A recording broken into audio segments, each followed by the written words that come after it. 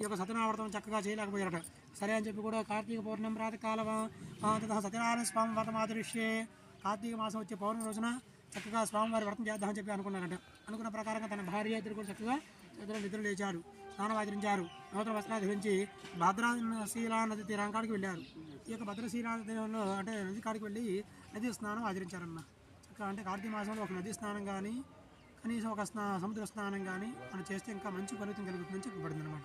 కాబట్టి నది స్నానం ఆచరించారు, నూతన వస్త్రాలు కట్టుకున్నారు, పక్కన రావి చెట్టు ఉంది, రావి చెట్టు కింద చక్కగా కూర్చొని స్వామివారి వ్రతం ఆదరిష్యే స్వామివారి వ్రతాన్ని చక్కగా చేస్తూ ఉన్నారు. ఇక్కడ రాజుగారు తన భార్య రాణి గారు చక్కగా వ్రతం చక్కగా మధ్యాహ్నం అయిపోయింది అనమాట. వెంటనే అదే సమయంలో మరి వర్తకులు అంటే వ్యాపారులు అన్నమాట, వైశ్యుడు ఇద్దరు కూడా సాధువు అనే వైశ్యుడు ఇద్దరు కూడా చక్కగా చెట్టు కింద కూర్చున్నారట. సాధువు అనే వైశ్యుడు చెట్టు కింద కూర్చున్నారు. సరే అని చెప్పి కూడా చక్కగా కూర్చునేసరికి అది వారు అతిథులుగా భావించి వారి దగ్గర వెళ్ళారు. నమస్కారం చేసుకుని ఆయన ఈరోజు మరి చక్కగా స్వామివారి వ్రతం చేసుకున్నామయ్యా, ఈ ప్రసాదం మీరు తీసుకొని మమ్మల్ని దీవించండి అని చెప్పి కూడా వారికి ఇవ్వగా ఈ యొక్క సాధువు వైశ్యుడు ఏమంటున్నాడు, అయ్యా రాజుగారు మీరు ఎందుకు వాళ్ళు చేస్తున్నారు ఈ వ్రతం, ఏ కారణంగా ఆచరించారు మీరు అని చెప్పి సావధానం మాకు వివరించండి అని చెప్పేసరికి, నాయన నేను సంతానం కలిగేందులకి వ్రతం చేసుకుంటున్నానయ్యా, ఇది మహాజ్ఞానవత వ్రతము, సత్యనారాయణ స్వామి వ్రతము అని చెప్పి చక్కగా సంతోషించారట. సరే అని చెప్పి వారిద్దరు లేచి చక్కగా వెళ్ళి ఆ మండపానికి వచ్చి నమస్కారం చేసుకున్నారు, వారిని దీవించారు. అలానే స్వామివారి మేము కూడా మాకు సంతానం లేదు, మేము కొంతకాలం తర్వాత ఈ వ్రతం చేసుకుంటామని చెప్పి సంకల్పించుకున్న వారి స్వామివారికి నమస్కారం చేశారు, ప్రసాదం తీసుకున్నారు. సర్వకార ప్రదాయ నమో నమః.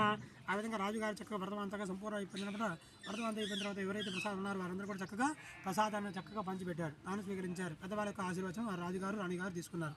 వెంటనే వారికి సంతోషయుగతాపర్యంతం, వెంటనే వారికి సంతోషంతో చక్కగా సంతాన సౌభాగ్యం కలిగింది అనమాట.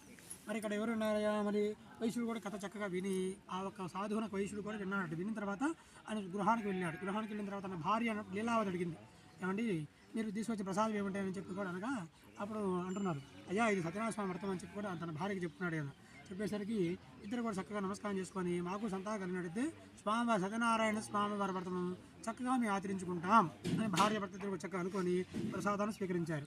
ఎప్పుడైతే స్వీకరించారో వర్షే కాలయుగత పర్యంతం ఒక సంవత్సరానికి చక్కగా వారిద్దరు కూడా సంతానం లభించిందనమాట, పుత్రిక అనమాట, ఆడపిల్ల కలిగిందనమాట. చక్కగా అమ్మాయికి కళావతిని పేరు పెట్టుకున్నారు. మరి అంటున్నా తన భార్య అంటుంది, ఏమండి అమ్మాయికి చక్కగా పేరు పెట్టుకున్నాం, చక్కగా మరి 21 రోజున బేరసాలు తీసుకున్నాం, మరి వెంటనే సోమవారం వ్రతం చేసుకుందామండి అని చేసరికి ఆ భర్త అంటారట, కొంతకాలం తర్వాత మనకి ఈ రోజున సొమ్ము లేదు డబ్బు లేదు, కాబట్టి కొంతకాలం తర్వాత మనం ఆ శక్తి కలిగినప్పుడు సోమవారం వ్రతం చేసుకుందాం అని చెప్పి ఒక సోమవారికి నమస్కారం నారాయణ దండం పెట్టుకున్నారు.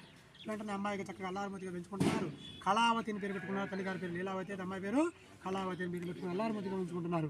అమ్మాయి చక్కగా శుక్లపక్షం చంద్రువల్లి చక్కగా దినదిన ప్రవర్తమానం దేవీప్యమానంగా చక్కగా అమ్మాయి జరిగి పెద్ద అవుతుంది అనమాట. వెంటనే కొంతకాలానికి యుక్త వయసు వచ్చేసింది.